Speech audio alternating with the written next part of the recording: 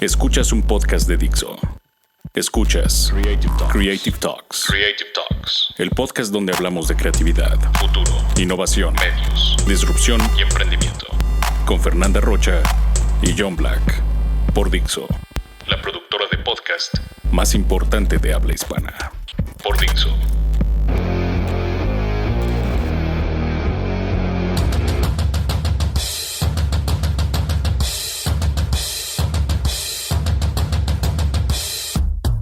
Bienvenidos a este podcast llamado Creative Talks. Yo soy John Black y presento a Fernanda Rocha. Hola, bienvenidos a todos. Este es el último podcast que transmitiremos desde la ciudad de Querétaro.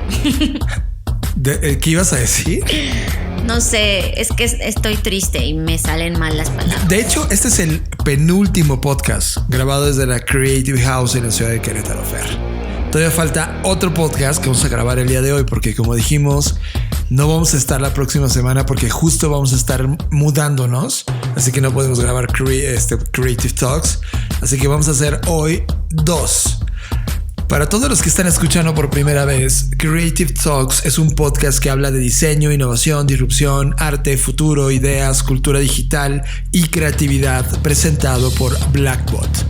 Este es la sesión 28 de las Creative Talks, temporada 3, podcast 21, desde que llegamos a nuestra casa Dixo.com, así que iniciamos. Blackbot presenta. En tiempos de total descontrol mundial, I ordered the United States Armed Forces to launch precision strikes on targets associated. la humanidad está entrando en una crisis que acabará con la forma en cómo vivimos, consumimos y experimentamos en este planeta. People don't realize how much work goes into convincing the public that climate change is real. Dejándonos una conclusión inevitable. Nuestra generación no peleará por la igualdad, la equidad, la economía o la libertad. Pelearemos por la sobrevivencia de la humanidad en este planeta. Bienvenidos a las Creative Talks, el podcast donde hablamos de innovación, diseño, arte, tecnología, disrupción, nuevos negocios, futuro, inteligencia artificial, estrategia y sí, creatividad, porque ese es el arma más importante de nuestra especie. Can you hear me? I have not allowed my disability to stop me doing most things. My motto is there are no boundaries. Creative Talks, presentado por Blackbot, la compañía creativa que diseña el futuro. Creative Talks Podcast es parte del movimiento creativo global Creative War, que inicie la guerra creativa. Your time is limited, so don't waste it living someone else's life. Don't be trapped by dogma, which is living with the results of other people's thinking. Don't let the noise of others' opinions drown out your own inner voice. And most important, have the courage to follow your heart and intuition. They somehow already know what you truly want to become. Everything else is secondary. Stay hungry, stay foolish. Tema de la semana. Discutimos, destrozamos y analizamos el tema de la semana. Tema de la semana. El tema de la semana es presentada por Blackbot, la compañía creativa que diseña el futuro. Creative Talks Podcast. Ok, es un hecho que con tantas noticias malas que consumimos a diario y están ahí todo el tiempo, incluso aunque no las busquemos, tengamos una percepción de que el mundo cada vez está peor y de hecho cada vez es más recurrente los comentarios de las personas hablando de eso y contrastando el presente con el pasado, diciendo que antes la situación no estaba tan mal, que antes no había tanta violencia, que antes no había tantos daños y antes no había tanto peligro. Sin embargo, hay un tipo que piensa todo lo contrario. Él es Steven Arthur Pinker. Él es un psicólogo experimental, es científico cognitivo, lingüista, escritor canadiense y profesor en el Harvard College. Y tiene entre tantos de sus puestos, él está a cargo del Departamento de Psicología de la Universidad de Harvard. Y es conocido en el mundo científico por su defensa enérgica y de gran alcance hacia la psicología evolucionista y sobre todo la teoría computacional de la mente. Él, entre todas las cosas que ha hecho, ha escrito 13 libros. De hecho, ha escrito 15 en total, tomando en cuenta 2 que fueron como un ensayo que después convirtió en libro. Y entre esos libros destacan sobre todo 2, que uno se llama, la traducción en español fue El Instituto del Lenguaje, cómo crea el lenguaje la mente, y otro que fue como una continuación o una evolución que se llamó Cómo funciona la mente. En estos 2 libros y en el último sobre todo, en uno que se llama Los ángeles que llevamos dentro, ese es el libro que se tituló en español. Todos estos libros son de la editorial Paidós, y en estos libros Steven Pinker pues se propuso demostrar todo lo contrario a este tema de que el mundo está peor que nunca. De hecho, él ha armado con datos que abarcan de todo, desde el tono de las noticias hasta la disminución de la tasa de violencia en todo el mundo y el potencial de la muerte por un rayo. Con estos datos él sostiene que lo que nos tiene atrapados en esto es más bien una cultura del pesimismo, que ha hecho que la noción del progreso no esté de moda. Y me llama mucho la atención porque investigando más sobre él y profundizando en todo lo que ha hecho, me di cuenta que algunos de sus puntos son bastante válidos. Incluso creo que resalta cosas que no tenemos en nuestra perspectiva o en nuestra cosmovisión. Una de las cosas que me sorprendió fue, por ejemplo, no sé si ustedes sabían que en el idioma inglés tiene mucho más palabras para las emociones negativas que para las positivas. Esto, según Pinker, refleja el hecho de que tenemos una mayor diversidad de emociones negativas que de emociones positivas. Y pone un ejemplo: hay muchas maneras de estar molesto, pero no tantas formas de ser feliz. Y eso es real. Si lo pensamos, y es cierto, cuando estás molesto tienes distintos niveles de molestia, ¿no? En México usamos la palabra de estoy encabronado cuando tu nivel de molestia excede tus límites. Pero hay veces que solo te molestas un poco, y la molestia o este sentimiento que se ha etiquetado como negativo tiene distintos contrastes. Si esto fuera un color, tiene distintos pantones. Sin embargo, el ser feliz no tiene tantas diversificaciones. Y él también menciona que no se trata solamente de ser optimista en el sentido de decir sí, estamos mejor y sigamos así, sino más bien se trata de tener una actitud de lo que Hans Rosling llamó el posibilismo, o lo que Paul Romer, el ganador de Premio Nobel de Economía, llamó optimismo constructivo.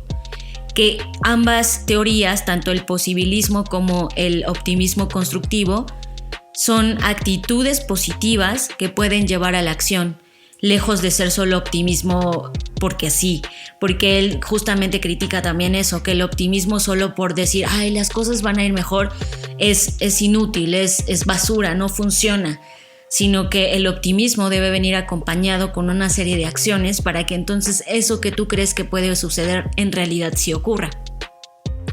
Así que él menciona que actualmente vivimos en una sociedad en donde uno de los problemas es la naturaleza del periodismo, que abarca los eventos, no las tendencias. Las cosas malas suceden rápidamente, pero las cosas buenas no se crean en un día. Y muchas de las cosas buenas consisten en cosas que no ocurren, por ejemplo, las guerras.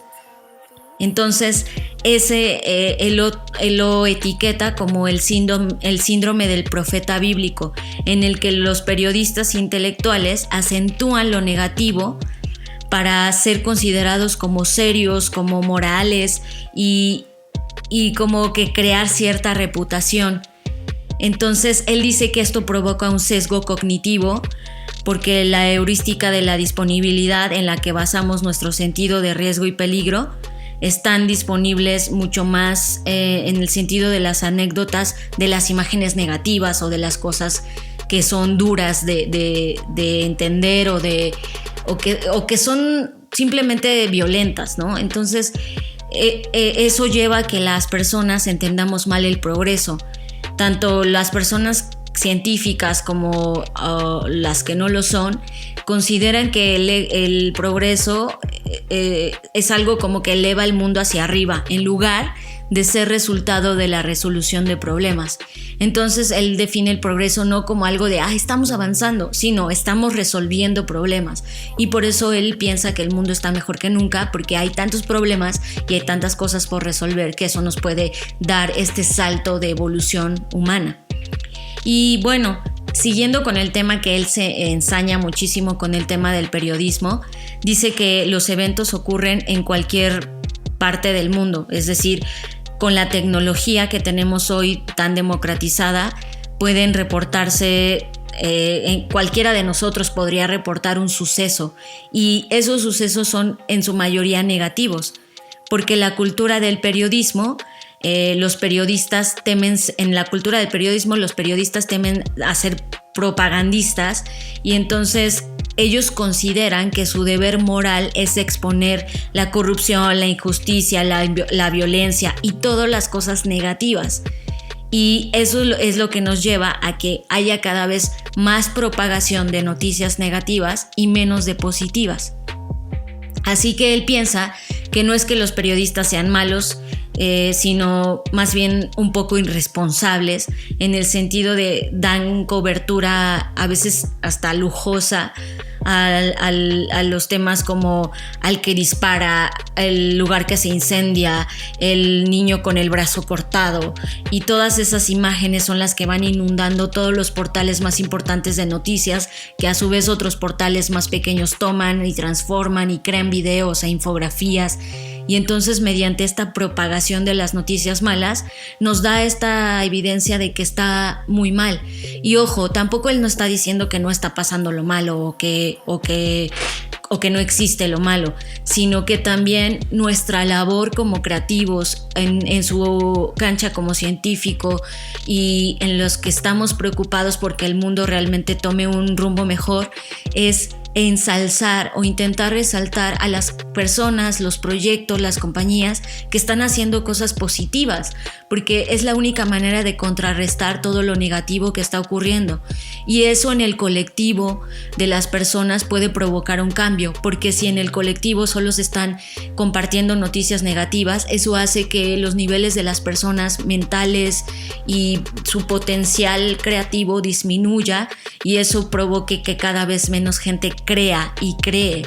Pero si nos damos a la tarea de difundir cosas positivas, mensajes positivos, eso puede darle esperanza a alguien y que lo tome como un ejemplo y decir, ok, está bien, aunque el mundo está de cabeza, hay alguien que está haciendo esto y yo me puedo sumar a esa causa.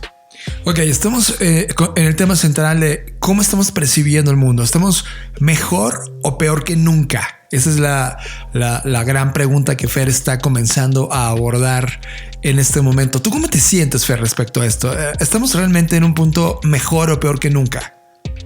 Yo tengo dos perspectivas en mi historial de vida, ¿no? En mis 30 años que llevo de vida, y al pasar del tiempo, cómo lo he visto y cómo lo he vivido yo en mi experiencia personal, sí siento que estamos mejor en el sentido de tenemos más y todas las herramientas disponibles en nuestras manos.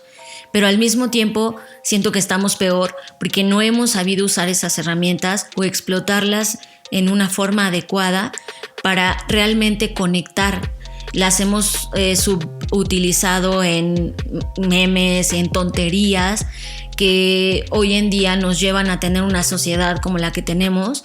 Sin embargo, sí creo que estamos mejor. O sea, yo sí estoy convencida que hoy en día puedes ser lo que quieras, y eso me da como mucha ilusión, porque ya lo he mencionado en otros podcasts, vivimos en una era en donde si quieres ser... si eras hombre y quieres ser mujer, puedes hacerlo. Si eras una profesora que estaba en Oaxaca y ahora eres una actriz, puedes hacerlo. O sea, estamos en un momento lleno de posibilidades. El tema, creo, central es qué hacemos con esas posibilidades.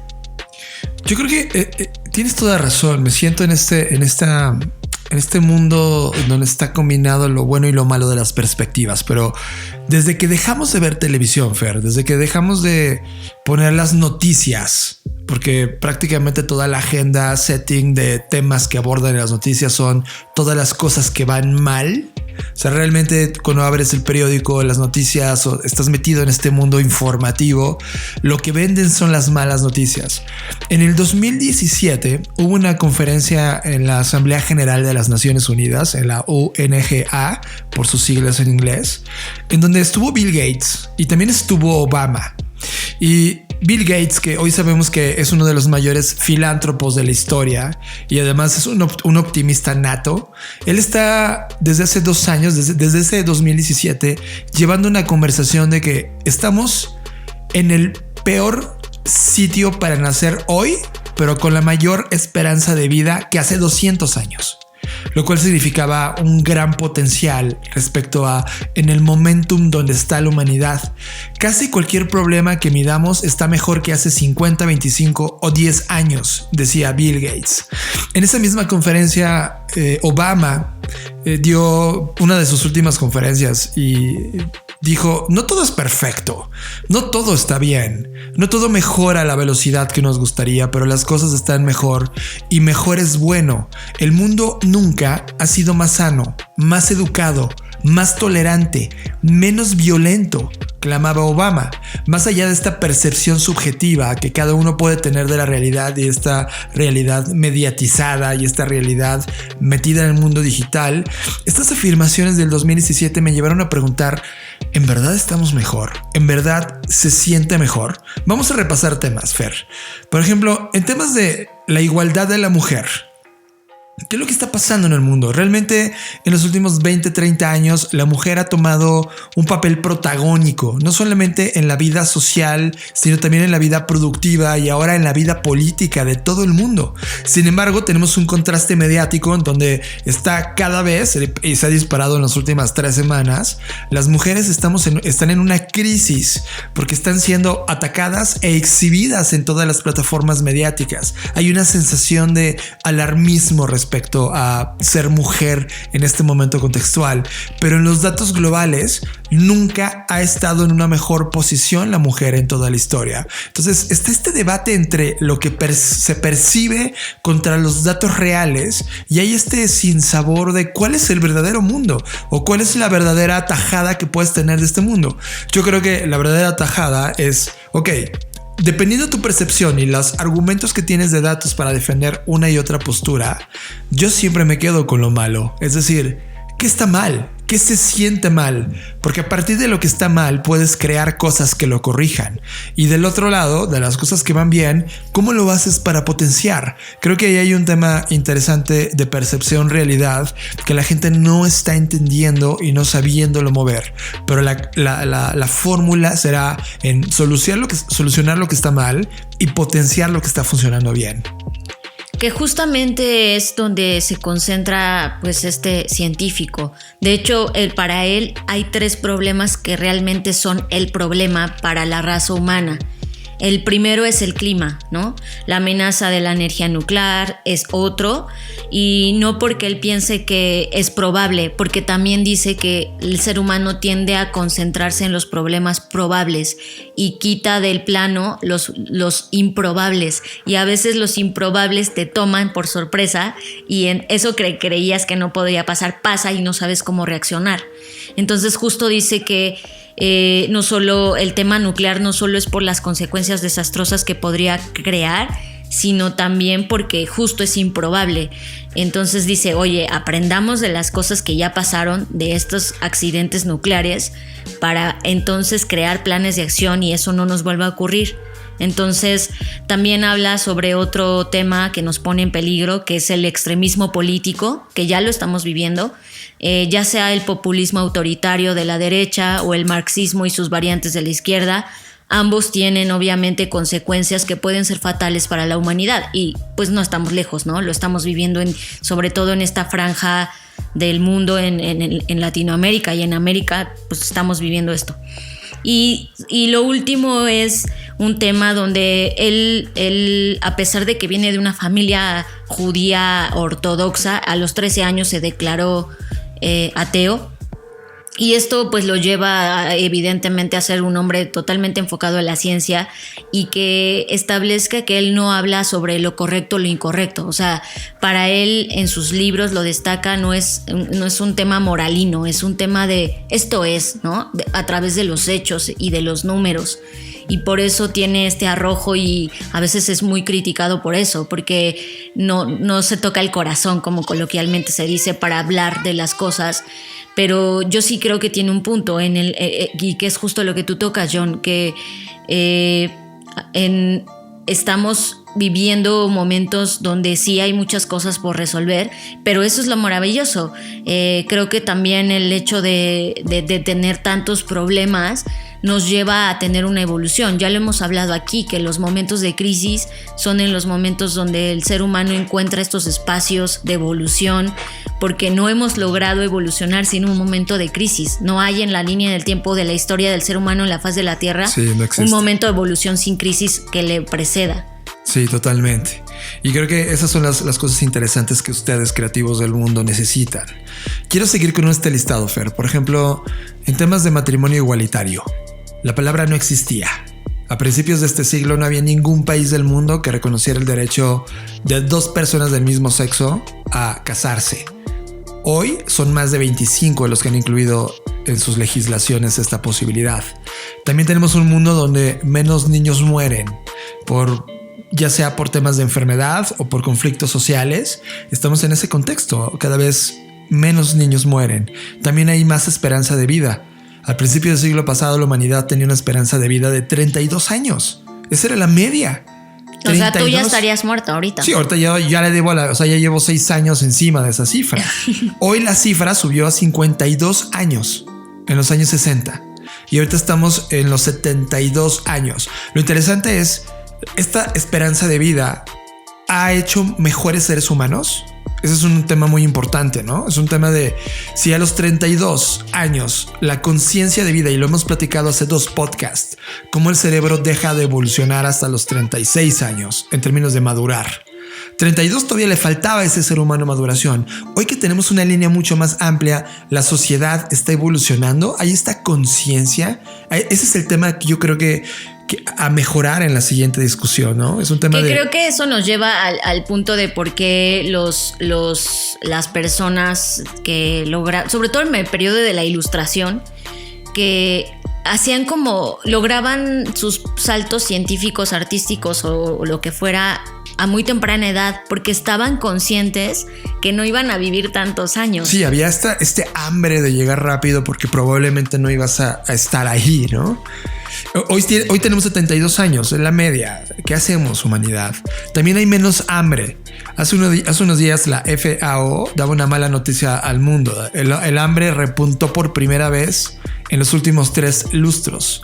Sin embargo, el 11% de la población en este momento está hambrienta. El 11%, o sea, 11 de cada 100 seres humanos que viven en este planeta hoy no tienen que comer. Pero en el 2005 era el 15%. Es decir, sí ha ido bajando, aunque todavía no se ha resuelto. También la reducción de la pobreza ha sido menor. Ha habido avances significativos, aunque hay un desastre entre la paridad entre quien tiene el poder, que es el 8% de la población, contra el 92% que trabaja para ellos. También hay un tema de menos violencia, pero la percepción en los medios es mucho más grande. Mi gran pregunta, Fer, en todo este escenario es, a pesar que los datos del mundo nos están diciendo que estamos en el momento más importante y cómodo de la historia para vivir, ¿por qué existe esta sensación, este ambiente de que todo va mal, este pesimismo? ¿Tú hacia dónde crees que va orientada esta hipótesis? Mira, yo creo que como todo en los datos debemos tener cuidado desde qué lupa se analizan. Creo que a nivel global, no solamente estos datos que mencionas, están publicados en todos lados de que sí estamos mejor, pero también creo que debemos hacer zoom in a estas ciudades, por ejemplo, ¿no? Es como en una encuesta a 10 personas donde una gana 800,000 y la otra gana $1, entonces la media son 500,000 pesos, ¿no? Entonces creo que eso es lo que está pasando también, que sí hay un gap enorme entre quien hace que el promedio suba. Entonces, sí creo que por un lado ciudades como la nuestra, ¿no? ¿Qué decir de ciudades en África que están atravesando situaciones y crisis durísimas también por el tema político? Entonces creo que si hacemos zoom in a estas ciudades, nos vamos a dar cuenta que quizás somos entre el promedio, por debajo del promedio, de ese promedio global. Creo que por un lado es eso, y también creo por otro que sí están pasando también muchas cosas buenas, pero esos no son noticia. Entonces ahí es donde creo que nuestra labor sí es exponer las cosas que se están haciendo bien, porque sí, o sea, seguramente sí es un hecho que están ocurriendo atentados contra las chicas en todos lados, en el metro, en la calle. Eso es un hecho, no lo puedes borrar. Pero también es un hecho que al mismo tiempo que está ocurriendo eso, hay un grupo de estudiantes en la UNAM o en alguna FES desarrollando algo que contrarreste esta violencia. Entonces, claro, o la noticia de la semana que Dafne Almazán, sí, que ahí, bueno, también hay que tener cuidado con cómo se narran las noticias, ¿no? El tema de, o sea, no es como que ya encontró la cura de tal enfermedad. No, pues está en vías de desarrollo de tal cosa. Creo que somos muy extremistas, vaya. Eso o sea, como que lo malo es muy malo y lo bueno es increíble, o sea, increíblemente bueno. Entonces, es que ya se hizo una cultura mediática del entretenimiento de lo malo. Ajá, entonces para que lo bueno resalte le tienen que poner estos estelares o titulares de ya curamos el papiloma, ¿no? Y es como, güey, no. Pero esa es responsabilidad de nosotros, o sea, como consumidores de contenido, como generadores de contenido, intentar ser lo más transparente y honestos posibles con las cosas que compartimos, porque también creo que, vuelvo al tema, somos demasiado extremistas y entonces no nos gusta como vemos que hay tantas cosas malas, entonces cuando hay una buena la queremos poner como un superhéroe, ¿no? Claro. Y bueno, y eso me lleva a que, como o sea, la regla de los datos, a mí que me encantan los datos, es que, pues, evidentemente el desempeño pasado no es garantía de resultados futuros, ¿no? O sea, si ahorita estamos viendo que el hambre se está reduciendo o que la violencia a nivel global bajó, eso no garantiza que en el futuro vaya a seguir bajando. Ojo también con eso. O sea, debemos pensar que una de las principales tendencias positivas no es que estén dando un giro, o sea, o sea, tampoco es como que estamos en el cielo, ¿no? O sea, no, tampoco.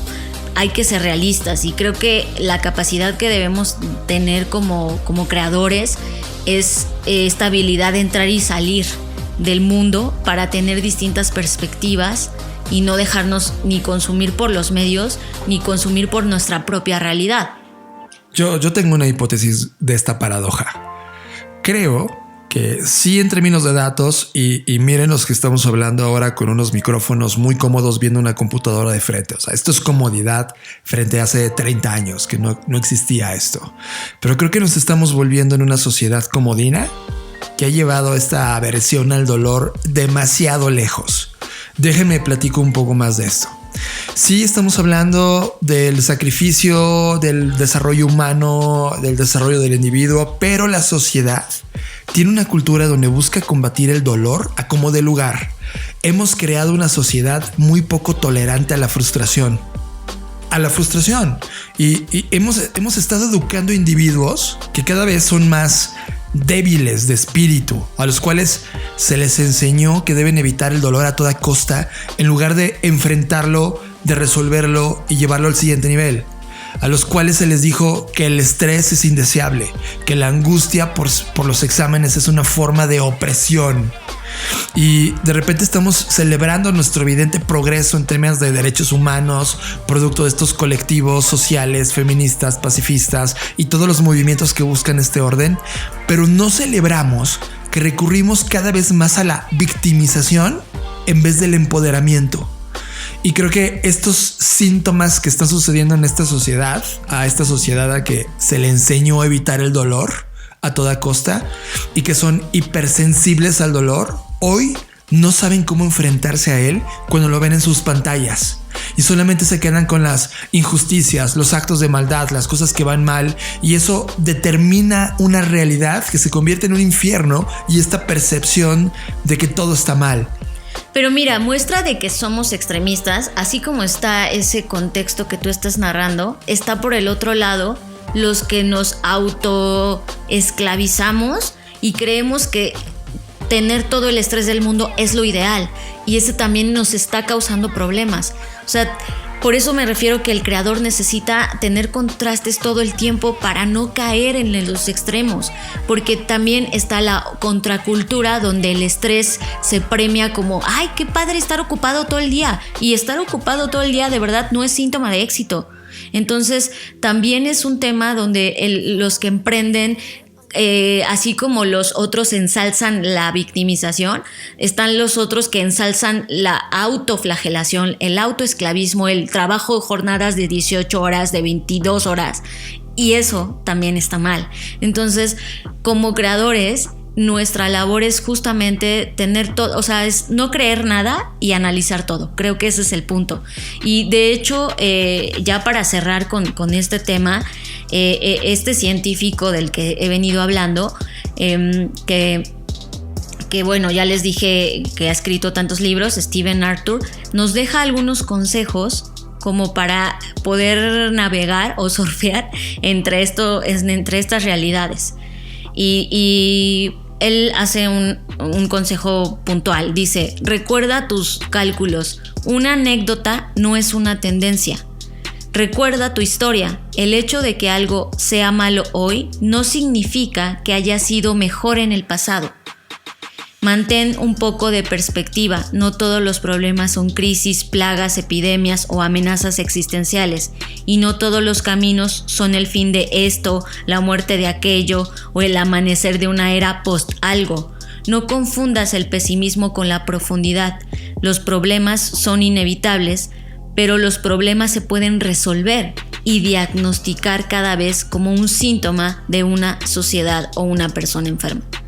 Entonces creo que eso es de verdad el mejor consejo. Es, oye, lo que tú vives no es la realidad de todos, ¿no? Para empezar, desde ahí, te tienes que despersonalizar de eso. Lo que el mundo vive tampoco es la realidad del país, y lo que la realidad del país vive no es la realidad del mundo. Entonces sí necesitas tener como esta habilidad de flash, de vivir en distintos multiversos para poder tomar lo mejor de cada uno de ellos y entonces proponer, hacer propuestas que resuelvan esos problemas. Y me quedo con este también pensamiento de Stephen, que creo que me parece uno de los científicos y psicólogos más importantes. Él habla sobre el progreso, y sobre el progreso dice que implica resolver los problemas por los que deberíamos de ver las cosas, como por ejemplo el cambio climático o la guerra nuclear, como problemas a resolver y no como apocalipsis en espera.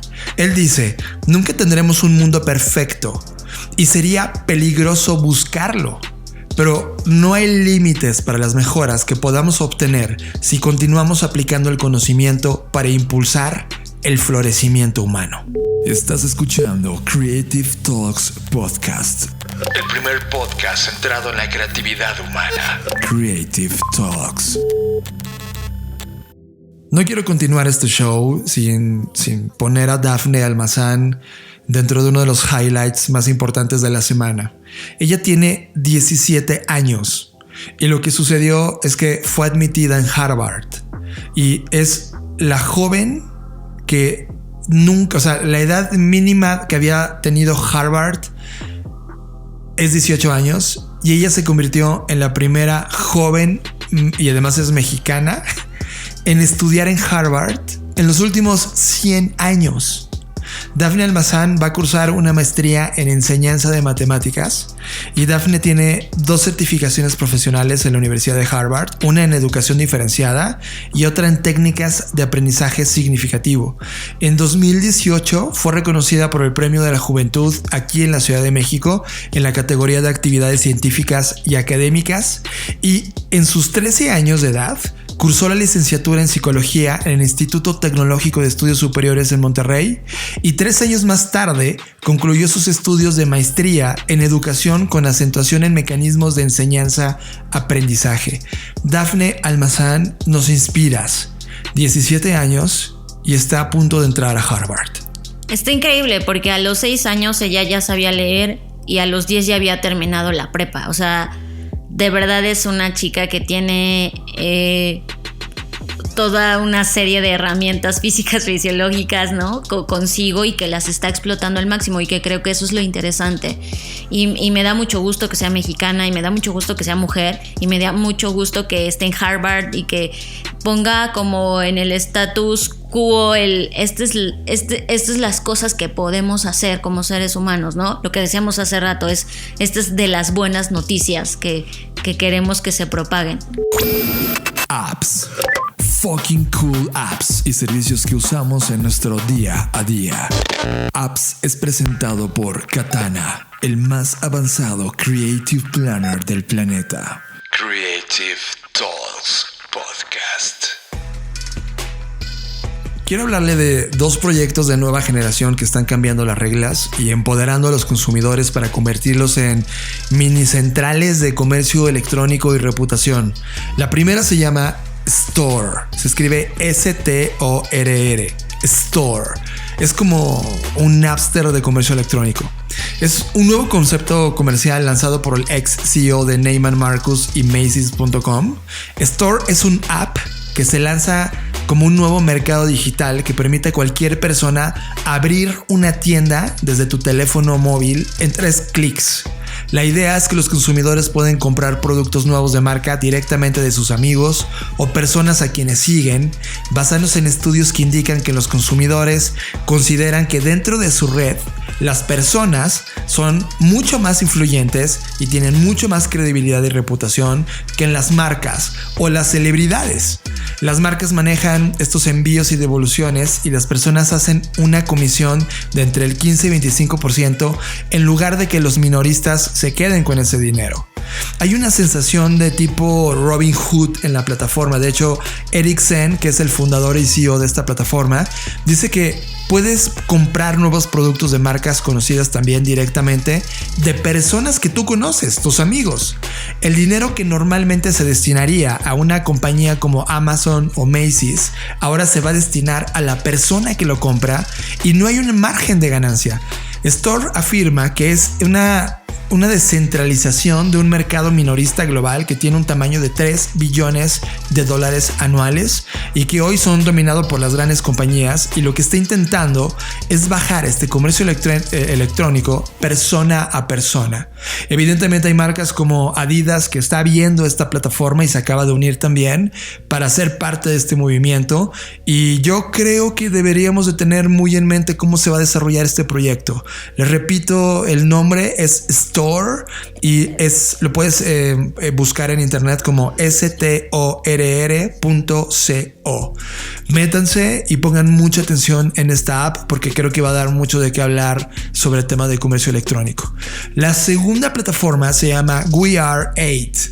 Es una empresa que ya lleva 3 años, que se ha metido en un tema súper interesante sobre el tema de reputación humana, y menciona que los usuarios de las redes sociales son la fuerza laboral no remunerada más grande en la historia humana.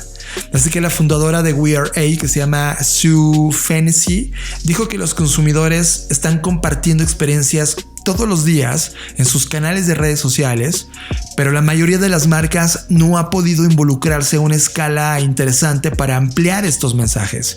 Cuando las marcas honran la voz y la influencia de las personas, las transforman en su canal de medios más grande y más poderoso.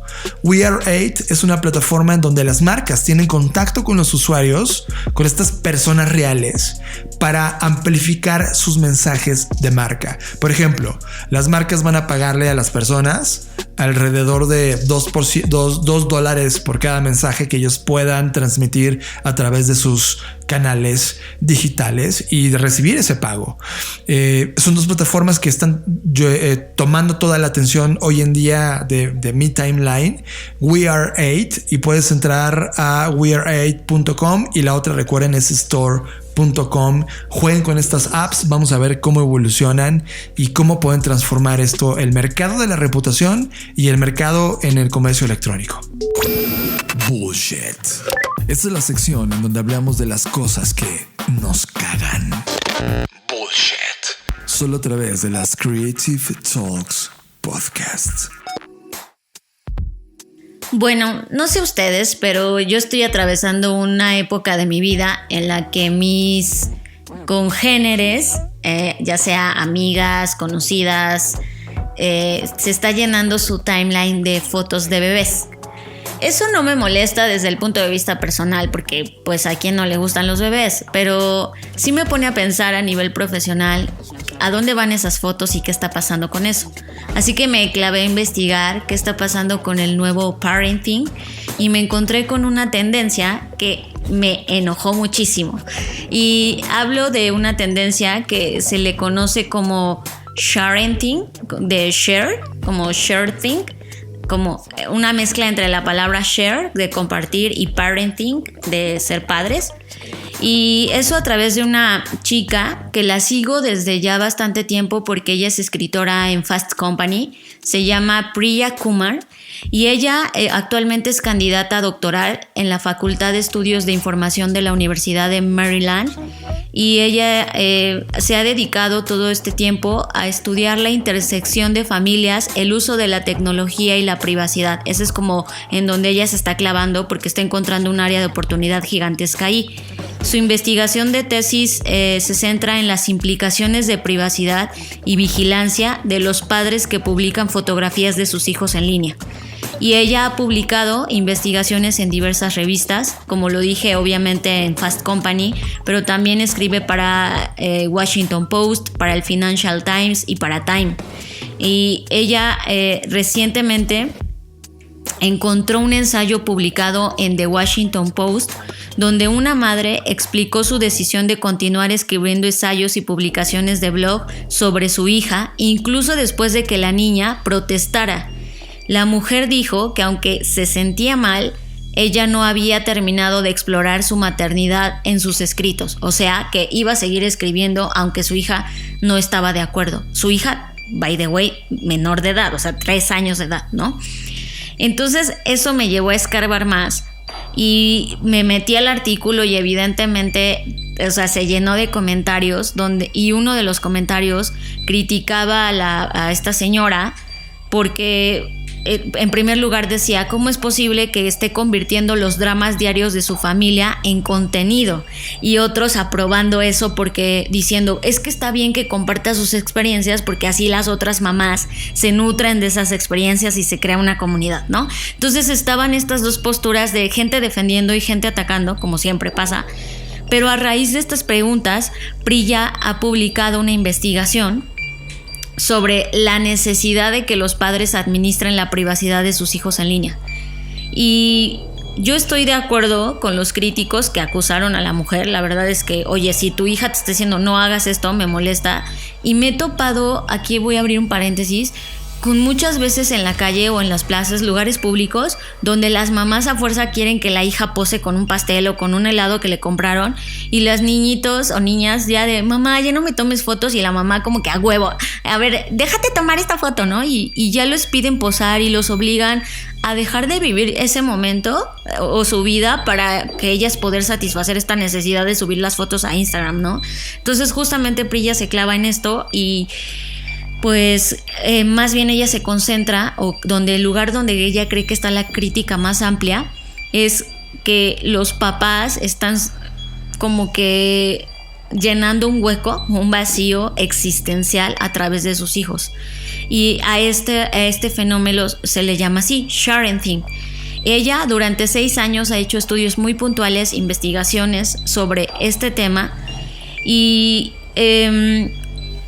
según los críticos que la acompañan en este proceso de estudio, señalan que los padres son narcisistas al publicar en su blog o en redes sociales sobre sus hijos y están dispuestos a invadir la privacidad de sus hijos a cambio de atención, a cambio de likes de sus amigos y a cambio de vivir una vida que no están viviendo, ¿no? O sea, de mostrarse a sí mismos como padres modelos, padres ejemplares, donde el hijo está perfecto, o sea, como esta necesidad que sí la tenemos todos hoy en día en las redes sociales, pero ella se focaliza en los padres.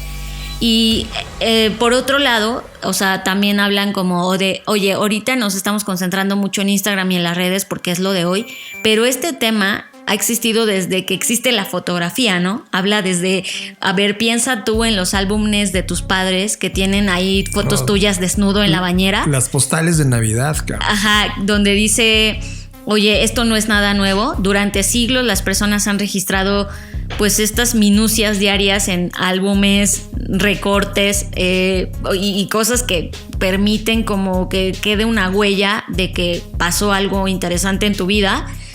Y hay un experto en comunicación que se llama Lee Humphries y él ve este impulso como una forma de contabilidad de medios, así le ha llamado a esto.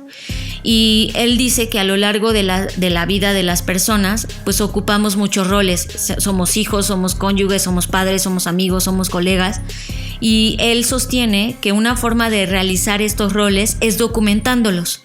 O sea, tenemos como seres humanos esta necesidad donde si no lo documentamos, sentimos que no pasó y nos da esta crisis existencial de qué estamos haciendo con nuestra vida. Entonces, mirar hacia atrás en estos rastros nos ayuda a formar un sentido en sí mismo, o sea, nosotros mismos, y construir una historia de vida coherente y sentirnos conectados con los demás. Entonces, esto no es solo un tema de redes sociales, sino es muy profundo si lo pensamos, ¿no?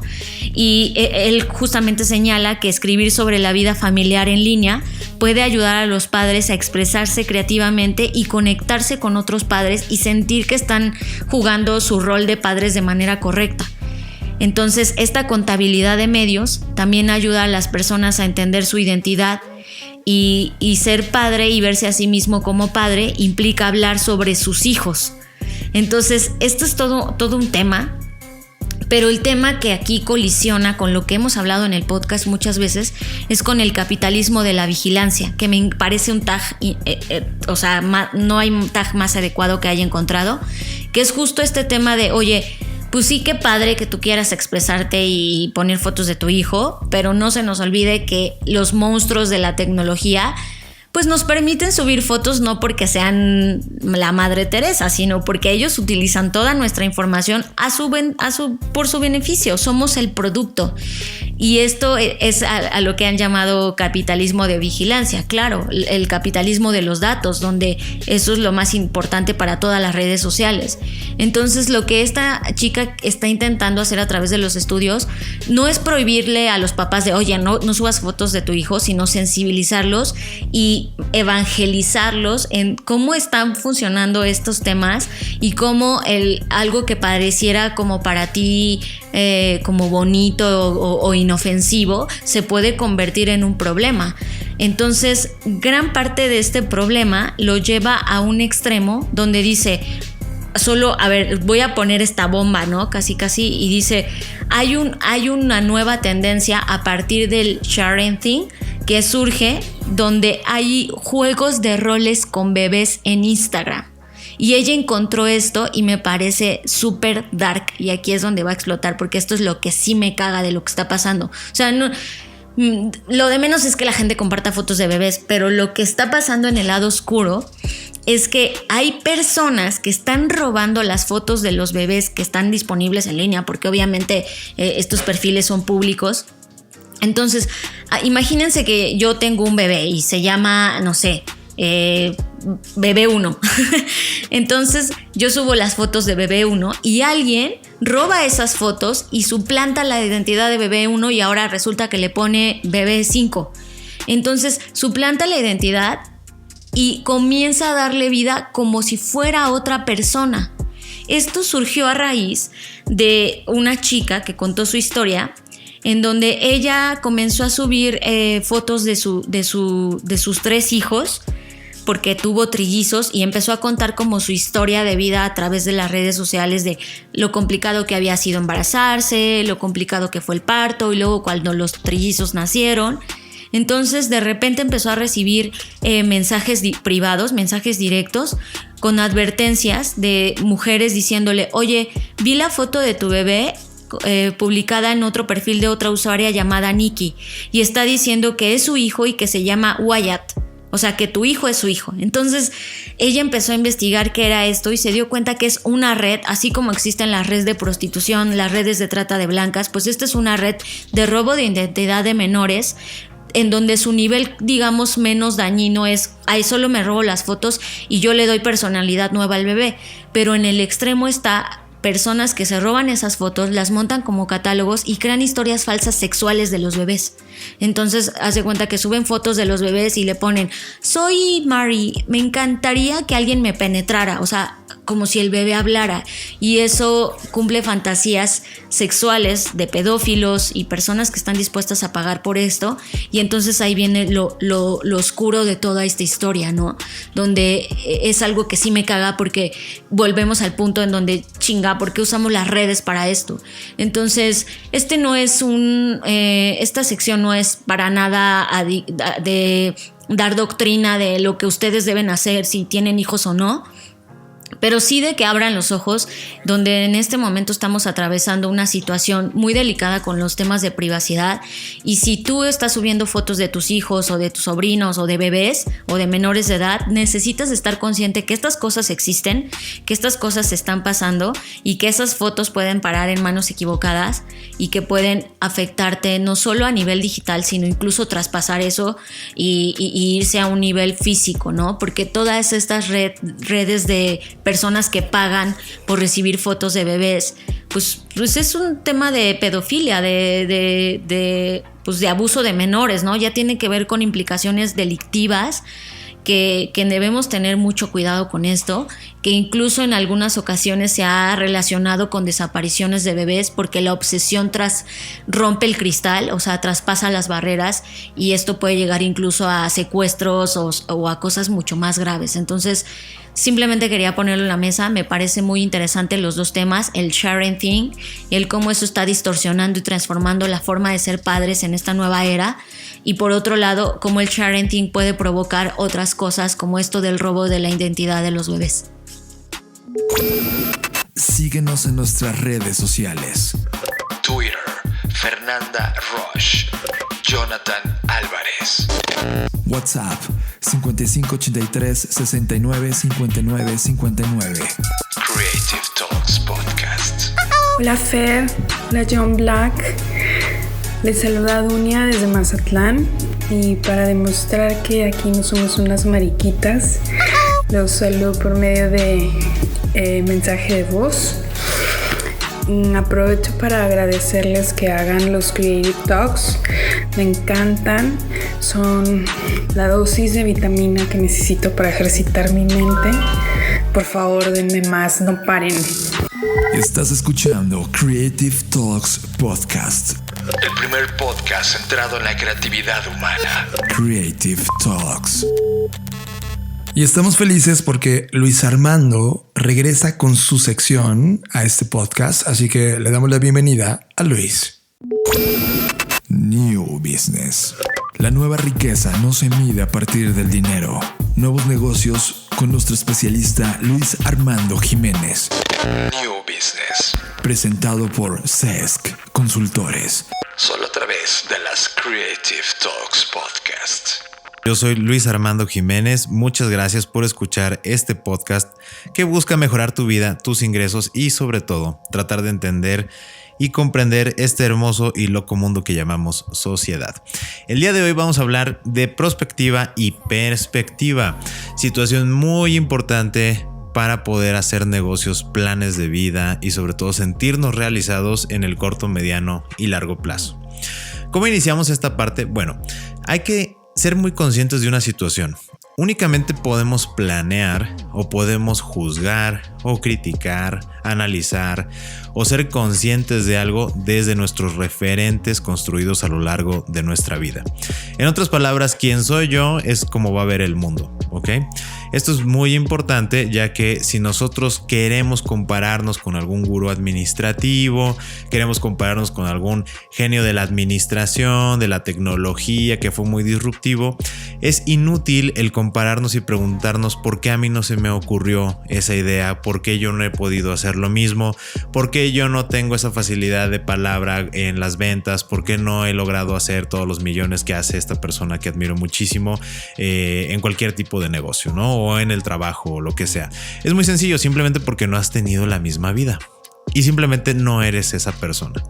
Pero esa es la riqueza fundamental que tiene este punto, la perspectiva. Para que tú seas capaz de crear un plan ad hoc que te permita llegar a tus metas, primero tienes que dejar de pensar como tú piensas. Y la manera como puedes dejar de pensar como tú piensas es cambiando tu perspectiva continuamente. Si todo el tiempo tu pregunta es ¿cómo le hago para generar más dinero? Y esa es la única pregunta que te haces todos los días, ya es momento de que te hagas una pregunta diferente. Por ejemplo, ¿cómo puedo disfrutar más mi día? ¿Cómo puedo administrar mejor mi tiempo? ¿Por qué no he ido a comer más seguido con mis amigos? ¿Por qué no estoy disfrutando más a mi familia? ¿Por qué no me siento feliz? ¿O cómo puedo sentirme feliz durante más momentos del día? ¿Por qué estoy haciendo las cosas de esta manera? Hay que estar cambiando las preguntas para que la perspectiva, la manera en que estamos viendo nuestra vida, el mundo y el entorno cambie. Tengo un ejemplo muy concreto que de hecho me ha pasado en estos días. Sobre todo en México con este tema de la N transformación. No le vamos a poner número porque pues no nos consta que de hecho sea la cuarta, ¿no? Bueno, ya dije que es la cuarta, no importa. El punto es que lo que ha pasado es que dicen, ¿por qué la gente creyó en este personaje electo como presidente, en Andrés Manuel? ¿Por qué creyeron en él? ¿No? Y les digo, pues es que tú lo estás viendo desde la perspectiva que no votó por él. En el momento en que tú te hagas las mismas preguntas y te hagas las mismas opiniones que las personas que votaron por él, en lugar de que les digas en mil cosas ofensivas o que los estés criticando o que estés diciendo que son gente que no piensa, entonces busca mejor preguntarles, acercarles qué es lo que le ves y trata de detectar qué es lo que está pasando por sus mentes. Y vas a notar que de alguna manera también las personas que tienen esa perspectiva no te van a entender a ti si tú llegas de manera confrontativa y les dices, es que lo tienes que ver de esta manera. No, pues no tengo que ver nada de ninguna manera. Yo solo voy a poder ver las cosas como yo soy. Quien yo soy es quien siempre va a estar viendo las cosas de esa manera. ¿Quieres cambiarme la perspectiva? Cámbiame las preguntas. Esa es la parte más importante de todo. ¿Quieres cambiar tu perspectiva de la vida? ¿Quieres saber cómo generar más, cómo ser más eficiente, cómo crear más utilidades, administrar mejor a tu personal? Cambia las preguntas. Inclusive haz las preguntas incómodas. Las preguntas más incómodas son las más eficientes para encontrar las respuestas a los problemas complejos. La pregunta más incómoda que le puedes hacer a alguien, sobre todo cercano, es preguntarle y verle a los ojos y decirle, oye, ¿eres feliz? Es la pregunta más difícil de todas que le puedes hacer porque tienes el riesgo de que te digan no soy feliz. Imagínate que es tu pareja, que son tus hijos, que son tus amigos o personas que tú crees que son muy allegadas a ti y que tú le digas, oye, ¿eres feliz en este trabajo? Y que tú les veas dudar y aunque te digan, sí, soy súper feliz, estoy muy agradecido por esta oportunidad, pero tú puedes sentir en su respuesta y en su semblante que no te están diciendo la verdad, que realmente no están siendo felices y eso debería ser algo que tienes que atender porque ya la pregunta no es cómo vendes más. Tal vez la respuesta sea cambiando la perspectiva que no estás vendiendo más porque las personas que están contigo ya no se sienten felices trabajando contigo o ya no encontraron el propósito de lo que están haciendo. A veces dices, ok, ya llegué a mi meta, estoy generando todos los ingresos que quiero, tengo todas las utilidades, toda la gente está súper contenta y ¿por qué yo me siento incompleto? Siento que todavía no es suficiente. Hazte una pregunta incómoda. ¿Serías más feliz si no tuvieras nada? ¿Serías más feliz si tu vida hubiera sido diferente? Porque eso nos genera el miedo de, ok, te voy a hacer otra pregunta incómoda. Si lo perdieras todo el día de hoy, ¿serías más feliz? Y la mayoría de las personas, wow, no, ¿por qué? Porque pues no, yo no quiero perder nada, me costó mucho trabajo. Ok, entonces qué es lo que está pasando con tu perspectiva, pero tu cerebro te va a dar la respuesta. Sabes que me empecé a sentir así desde que tuvimos este problema, desde que empezó a suceder esto de manera recurrente, desde que no pude hacer esto. Algo va a surgir, pero la manera directa de lograr cambiar la perspectiva es cambiar las preguntas. Hazte preguntas incómodas, haz las preguntas incómodas. Literalmente un cliente no te está comprando y le tienes que preguntar lo más incómodo. Dime la verdad, ¿siquiera tienes la intención de comprarme? No, la verdad es que no tengo la intención de comprarte. Ok, muchas gracias. ¿En qué fallé? Y aceptar tu responsabilidad. ¿En qué fallé para mostrarte lo mucho que puedo hacer por ti? Es mi responsabilidad, es totalmente mi fallo, yo lo acepto al 100%. ¿Qué me faltó? Dímelo, destrúyeme, hazme pedazos, no me interesa porque no me va a afectar emocionalmente, pero sí me va a beneficiar para lograr las metas que estoy buscando. Entonces, el hecho de tener y hacer las preguntas incómodas y tener las respuestas incómodas también, que son las más valiosas de todas, es precisamente el ir modificando la perspectiva. ¿Y qué sucede cuando vas cambiando la perspectiva? Pues quién eres tú va cambiando porque comienzas a tener más visiones del mundo. Tus ojos se multiplican. Empiezas a ver las cosas con multitud de visiones, con multitud de sentimientos y emociones. Ya no solo es la misma aspiración que tenías hace 10 años, 5 años o el año pasado, sino que ahora es una aspiración y una emoción de múltiples personas que eres tú mismo, pero viendo las cosas con múltiples perspectivas. Y eso se vuelve todo en una situación de depende desde dónde lo vea. Depende del ángulo desde el cual analice este problema, me puedo sentir derrotado o me puedo sentir exitoso. Depende cómo lo vea. Ahora, ¿cuál es la respuesta más racional? Pues velo desde el lado que te hace sentir exitoso. Eso es lo que hace un estratega al final del día. Podemos decir que perdimos una batalla, pero no hemos perdido la guerra. Es una bonita forma de justificar tu fracaso y es una buena manera de motivarte a decir, hey, hay un panorama mucho más grande, esto todavía no se termina. Tal vez me salté esta sesión de entrenamiento, pero yo voy a cumplir con mi meta al final. Eso te mantiene en perspectiva, ¿cierto? Te mantiene en el enfoque de decir, me puedo flagelar simplemente porque algo falló o puedo ver las cosas desde otro ángulo y ver que esto todavía no se termina. De la misma manera es decir, wow, perfecto, conseguí mi primera venta de 100 pesos. Y también puedes decir, sí, puedes estar muy contento porque lo lograste, muy bien, pero también no olvides que la verdadera meta son 200,000. Entonces sí, disfrútala, pero motívate porque todavía nos falta. Y eso es lo que se llama ser tu propio abogado del diablo, ¿no? El estar cambiando la perspectiva y hacerte esas preguntas incómodas. ¿Para qué se va a servir todo esto? Es muy interesante cómo en la medida que, como ya te mencioné, vas cambiando esta perspectiva, vas a crear algo que se llama prospectiva. La prospectiva es la capacidad de ver hacia adelante, diseñar el futuro, que de hecho si escuchas a Blackbot en los Creative Talks y en todo lo que hacen, que deberías de seguirlos como si fueran los número uno porque lo son en todo el tema de diseño del futuro, pioneros en este tema. El tema de la prospectiva es ver hacia adelante desde múltiples perspectivas. ¿Qué es lo que va a pasar el día de mañana? ¿Qué es lo que va a suceder en 2 horas, en 10 años, en 1000 años? ¿Qué es lo que va a suceder mañana con nuestra biología, con nuestra comunicación, con la tecnología, con todo esto que está sucediendo? No puedes ser capaz de crear un plan de largo plazo para un negocio, para tu propia vida, si primero no te alimentas de múltiples perspectivas. No puedes crear prospectiva sin perspectiva. Mucha gente se va a cursos y talleres de prospectiva porque quieren adelantarse al futuro cuando ni siquiera conocen su presente. Si tú quieres conocer el futuro, primero ve en 360 grados el presente que estás viviendo. Llénate de todas las perspectivas posibles y entonces la perspectiva va a salir de manera natural. Yo no puedo hablar del futuro si no estoy dispuesto a aceptar que algo termina. Yo no puedo hablar del futuro si no estoy dispuesto a aceptar que las cosas cambian, que mutan, porque también luego queremos hablar del futuro pensando que vamos a estar en el mismo estado de comodidad, de confort, de estabilidad que tenemos hoy día y a veces, y eso es parte también de planear el futuro, hay que propiciar incomodidad y hay que destruir esquemas, hay que desplazar situaciones para poder construir lo que viene después. Y es una parte fundamental de la prospectiva. Entonces solo puedes llegar a eso si tienes múltiples perspectivas. Lo último que te quiero comentar a este respecto Viene un cambio muy importante en nuestro país. Creo que vienen 6 años muy poderosos, muy divertidos, muy gloriosos para toda nuestra mexicaneidad.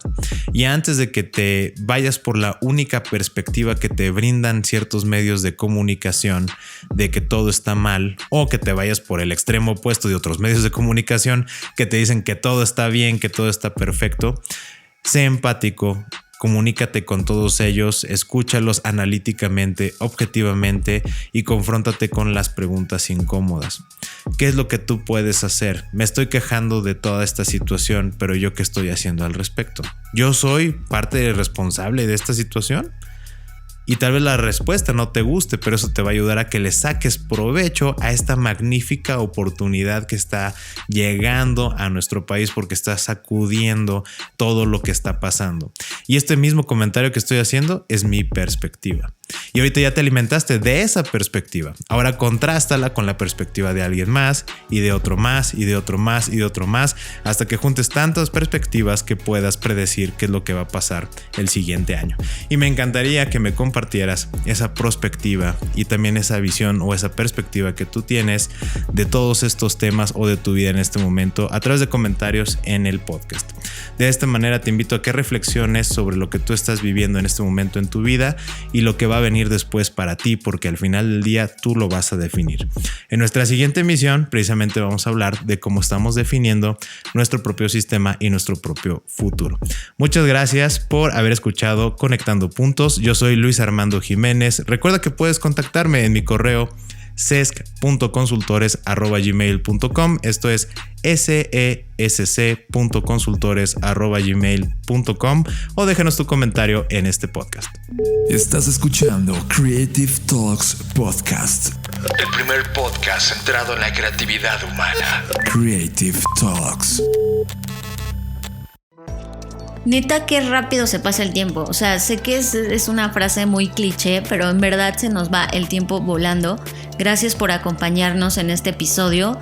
Y pronto estaremos escuchándolos la siguiente semana, que aunque no lo grabaremos, digamos que en el tiempo y forma, lo tendremos que hacer antes para poder estar con ustedes. Aún así espero que lo disfruten muchísimo y nos vemos en el futuro. Recuerden que pueden seguir a Blackbot en todas las redes sociales como Blackbot Rocks. Yo soy Fernanda Rocha y a mí me pueden seguir en mi Twitter como @FernandaRoche o @soyFernandaRoche en Instagram. Gracias a todos los que están escuchando este podcast, y yo soy John Black. Puedes seguirme en Twitter, Jonathan Álvarez, o en Instagram, Jonathan Álvarez. Nos vemos en el futuro.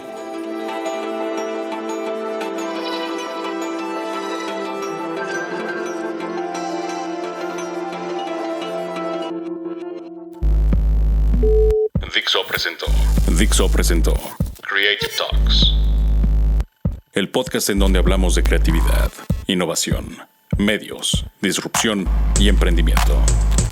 Con Fernanda Rocha y John Black.